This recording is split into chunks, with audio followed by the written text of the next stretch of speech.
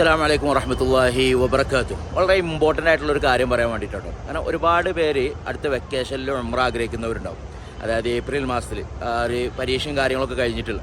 അപ്പോൾ അവരോടൊക്കെ അങ്ങനെ ഉംറക്ക് നിങ്ങൾ വെക്കേഷനിൽ ആഗ്രഹിക്കുന്നുണ്ടെങ്കിൽ, ഏപ്രിലിൽ ആഗ്രഹിക്കുന്നുണ്ടെങ്കിൽ നിങ്ങൾ കാത്തിരിക്കരുത്. അതായത് ഇനി ഒരു മാസം ഉണ്ടല്ലോ 2 മാസം ഉണ്ടല്ലോ എന്ന് കാത്തിരിക്കാതെ എന്ത് ചെയ്യുക, നിങ്ങൾ ഏറ്റവും ആദ്യം ചെയ്യേണ്ടത് വെച്ചാൽ തീരുമാനം എടുത്തിട്ട് നിങ്ങൾ പോകാൻ തീരുമാനിച്ചതിന് ഉടനെ തന്നെ നിങ്ങൾ പോകുന്ന ട്രാവൽസ്, എൻ്റെ കൂടെ നിന്നല്ല ആരെ കൂടെയാണ് നിങ്ങൾ പോകുന്ന ആഗ്രഹിക്കുന്നത് വെച്ചാൽ ഉടനെ തന്നെ പാസ്പോർട്ടും അഡ്വാൻസും എന്ത് ചെയ്യുക അവരെ ഏൽപ്പിക്കുക.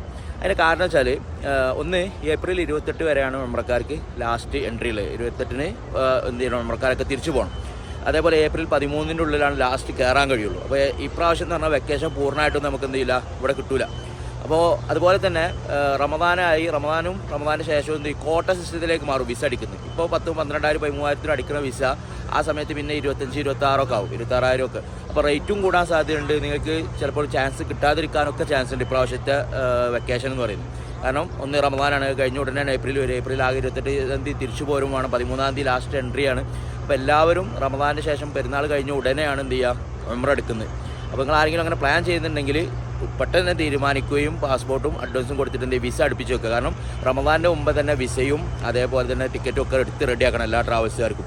കാരണം റമദാനെ പറഞ്ഞ പോലെ കോട്ട സിസ്റ്റത്തിലേക്ക് മാറും വിസ അടിക്കുന്നത്. കാരണം സൗദി അറേബ്യ ലാസ്റ്റ് സമയമാകുമ്പോൾ ലിമിറ്റ് ചെയ്യും ഓരോ രാജ്യങ്ങൾക്കും ഇത്ര കോട്ട എന്നുള്ളത്. പിന്നെ ആ കോട്ട കിട്ടാൻ വേണ്ടിയിട്ട് എന്ത് ചെയ്യും, എല്ലാവരും ശ്രമിക്കുമ്പോൾ അതിന് റേറ്റ് കൂടും. അപ്പോൾ അങ്ങനെയൊക്കെ ഒരുപാട് പ്രശ്നം. അപ്പോൾ നിങ്ങൾ ഈ പ്രാവശ്യത്തെ വെക്കേഷനിൽ നിങ്ങൾ ഉംറ ആഗ്രഹിക്കുന്നവരാണെങ്കിൽ ഇപ്പോൾ തന്നെ എന്ത് ചെയ്യുക, പൈസ റെഡി ആയിട്ടില്ലെങ്കിലും നിങ്ങൾ എന്ത് ചെയ്യുക, പാസ്പോർട്ടും ഒരു ചെറിയൊരു അഡ്വാൻസും കൊടുത്തിട്ട് എന്ത് ചെയ്യുക, അത് ബുക്ക് ചെയ്തിടുക.